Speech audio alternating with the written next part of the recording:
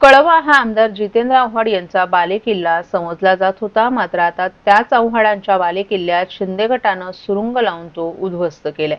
शरद पवार गटाच्या कळवा विभागातील जवळपास सर्वच माजी लोकप्रतिनिधींनी शिंदे गटात सामील करून घेतले। मात्र आमदार आव्हाडांनी याबद्दल एकही चकार शब्द काढला नाही। त्यांनी आता कळवा नाक्यावर भला मोठा बॅनर लावून निष्ठा माझी शक्ती या 3 शब्दात गयारामांसह शिंदे सेनेला उत्तर दिले। त्याचबरोबर त्या बॅनरवर कळव्यातील जनतेला हा माझा संदेश म्हणून भावनिक साद घातली।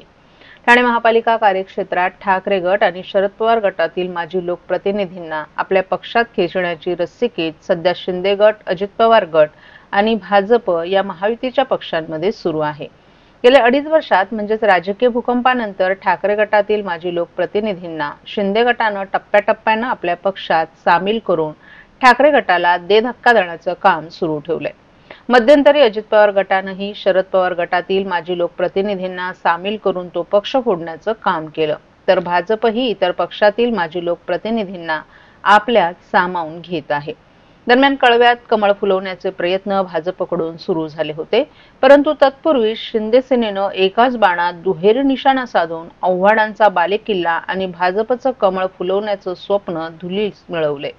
शिंदे सेनेनं कळव्यातील आव्हाडांच्या प्रमुख शिलेदारांना आपल्या पक्षात सामावून घेतल्यानंतर आमदार आव्हाड काहीतरी बोलतील अशी शक्यता होती, परंतु त्यांनी भाष्य न करता भला मोठा बॅनर कळवा नाक्यावर लावून कळवावासियांना निष्ठा संदेश देतानाच थेट काळजाला जणू हात घातलाय, अशी चर्चा राजकीय वर्तुळात सुरू झाली आहे।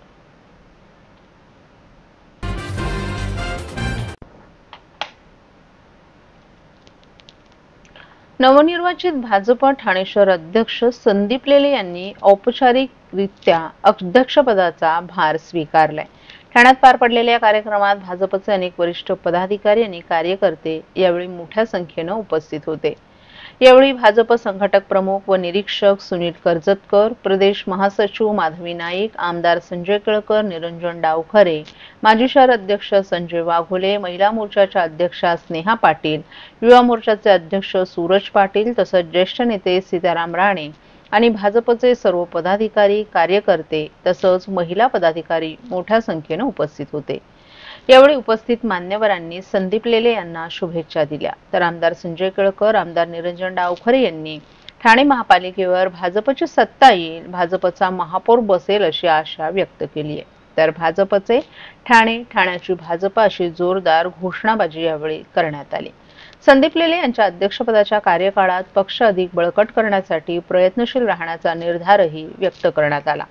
भाजप कार्यकर्त्यांमध्ये उत्साहाचं वातावरण यावेळी दिसून आलं असून नव्या नेतृत्वाकडून ठाण्यात भाजपची ताकद अधिक वाढेल अशी आशाही व्यक्त करण्यात आली आहे।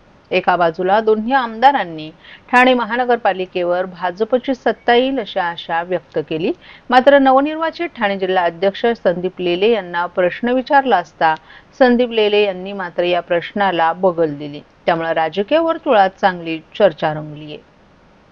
लढवण्याचा दावा केलाय, कसं बघताय? काय आहे, खूप कार्यकर्ते बीजेपीत आले। पहिल्यांदी मोजके लोक होते, आता अख्ख्या ठाणे शहरामध्ये जवळजवळ 1400 बूथ आहेत। त्या 1400 पैकी 1200 बूथवर आमचे कार्यकर्ते आहेत। सर्व पॅनल मध्ये आमचे कार्यकर्ते आहेत। आता 23 नगरसेवक सिटिंग आहेत। उरलेल्या जागी देखील बऱ्याचशा कार्यकर्त्यांना लढायची इच्छा आहे आणि त्यामुळे स्वाभाविकच जास्तीत जास्त लोकांना लढायला मिळावं ही नक्कीच सर्व कार्यकर्त्यांची इच्छा आहे आणि ती शेवटी पक्षाच्या नेत्यांना मान्य करावी लागेल असं सगळ्यांचं म्हणणं आहे। तर ठाणे हा सेनेचा बालेकिल्ला आहे, भाजपचा महापौर बसेल ना, का नाही बसणार? महाराष्ट्रात भाजपचा मुख्यमंत्री होईल हे 2014च्या आधी कोणी बोललं होतं का?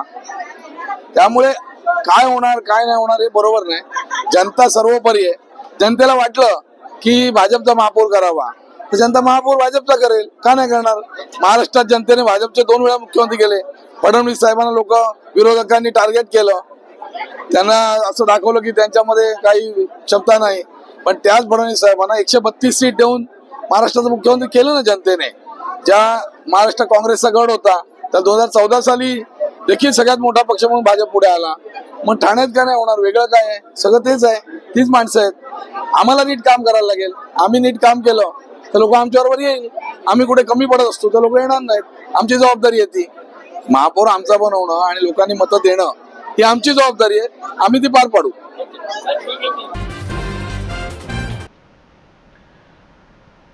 ठाणे पोलीस आयुक्तालयाच्या विविध हद्दीत चेन स्नॅचिंग, वाहन चोरी, दरोडा आणि घरफोडीचे गुन्हे घडत होते. या गुन्ह्यांमध्ये सर्वसामान्य जनतेची मौल्यवान मालमत्ता चोरीस गेली होती. या गुन्ह्यांचा तपास गुन्हे शाखा घटक 3 कल्याणच्या पथकानं यशस्वीरित्या केला आहे.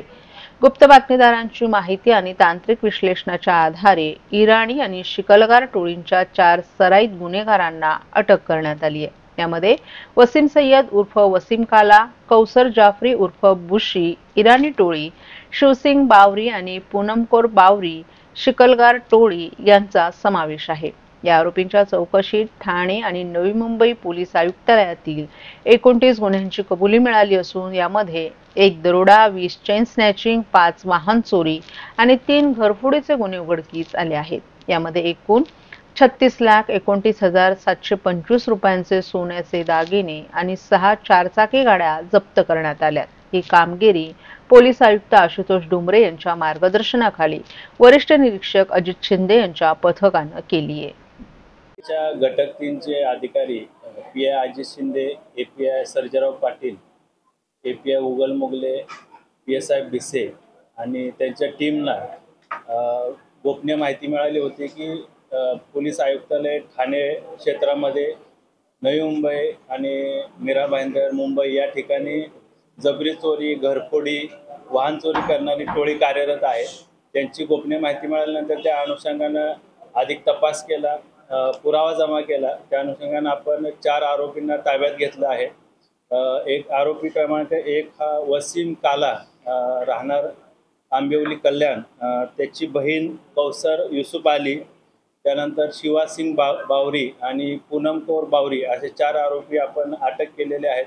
अधिक तपास केला असता या आरोपींनी एकूण जवळपास 29 गुन्हे केल्याचं निष्पन्न झालं. त्याच्यामध्ये 20 चेन स्नॅचिंगचे गुन्हे आहेत, 1 दरोड्याचा गुन्हा आहे, मोटरसायकल चोरीचे 5 गुन्हे आहेत, घरफोडीचे 3 गुन्हे आहेत. असे 29 गुन्हे यांच्याकडून आपल्याला उघडकीस आलेले आहेत. त्याच्यामध्ये आतापर्यंत जवळपास 36,29,000चा मुद्देमाल जप्त करण्यात आलेला आहे. महाराष्ट्रातील भगिनींना आधार देणारी राज्य शासनाची मुख्यमंत्री माझी लाडकी बहीण योजना. या योजनेअंतर्गत अल्प उत्पन्न गटातील 21 ते 65 वयोगटाच्या भगिनींना मिळणार दरमहा 1,500 रुपयांची मदत. अर्ज करण्यासाठी 31 ऑगस्ट 2024 पर्यंत मुदतवाढ. कुटुंबाचं वार्षिक उत्पन्न 2.5 लाख रुपयांपेक्षा कमी असलेल्या महिला पात्र.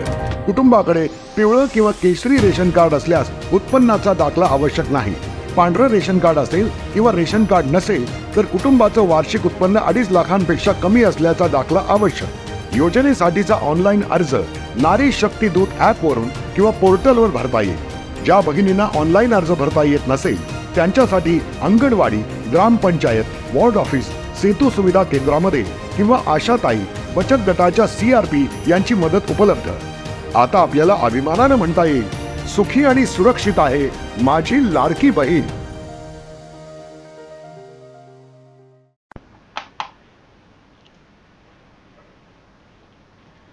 राष्ट्रवादी काँग्रेस पार्टीचे ठाणे जिल्हा अध्यक्ष आणि मुख्य प्रवक्ते माजी खासदार आनंद परांजपे यांचा वाढदिवस आज ठाणे शहरात उत्साहात साजरा करण्यात आला.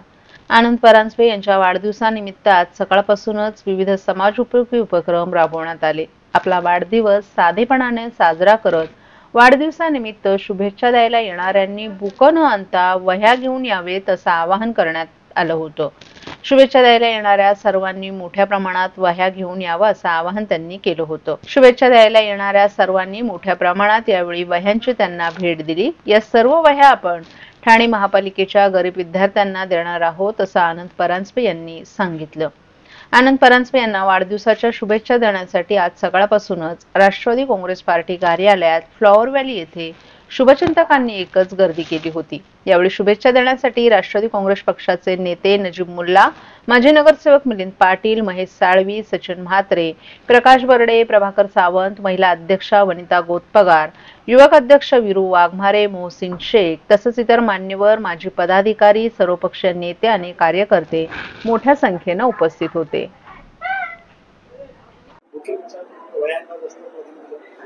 आज वाढदिवस साजरा करत असताना एक सामाजिक बांधिलकीतनं मी सगळ्या माझ्या कार्यकर्त्यांना आवाहन केलं होतं की ठाण्यातील गोरगरीब गरजू विद्यार्थ्यांना आता शाळा सुरू होणार आहेत, वयांची आवश्यकता असते आणि त्यामुळे केक किंवा पुष्पगुच्छ न आणता वया त्यांनी मला वाढदिवसानिमित्त द्याव्या.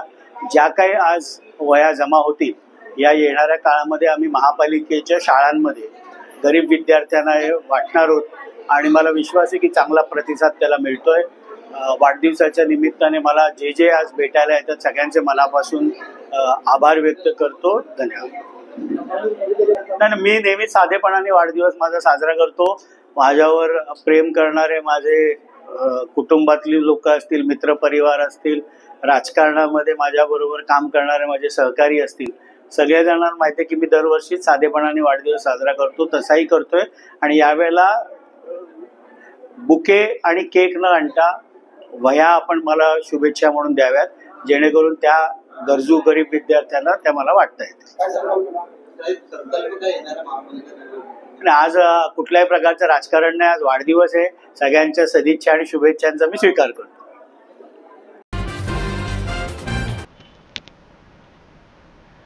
ठाणे महापालिका शाळेतील विद्यार्थ्यांना गेल्या 2 वर्षांपासून विविध कारणांमुळे गणवेश देण्यास उशीर होत असल्याच्या कारणावरून प्रशासनावर टीका झाली होती.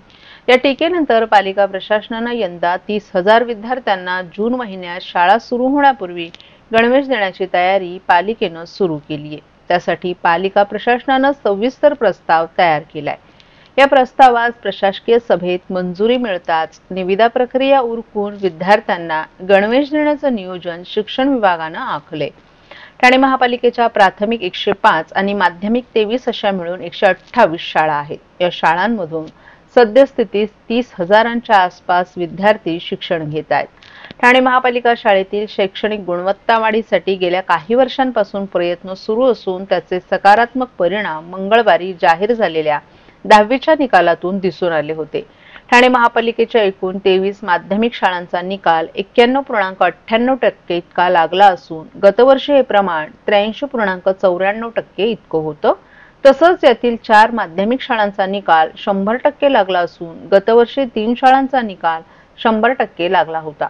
ठाणे महापालिका शाळेतील विद्यार्थ्यांना प्रशासनाकडून शैक्षणिक साहित्यही देण्यात येतं. त्यात गणवेशाचा समावेश असतो. मागील 2 वर्ष निवडणुकांमुळे निविदा प्रक्रिया राबवण्यास विलंब झाला होता. यामुळे शाळा सुरू होऊनही विद्यार्थ्यांना गणवेश मिळू शकले नव्हते. यावरूनच पालिका प्रशासनावर टीका झाली होती. या टीकेनंतर पालिका प्रशासनानं विद्यार्थ्यांना गणवेश देण्यासाठी 1.5 महिना आधीच प्रस्ताव तयार केलाय. या प्रस्तावात प्रशासकीय सभेत मंजुरी मिळताच निविदा प्रक्रिया उरकून विद्यार्थ्यांना गणवेश देण्याचं शिक्षण विभागानं आखलं आहे, अशी माहिती पालिका सूत्रांनी दिली आहे.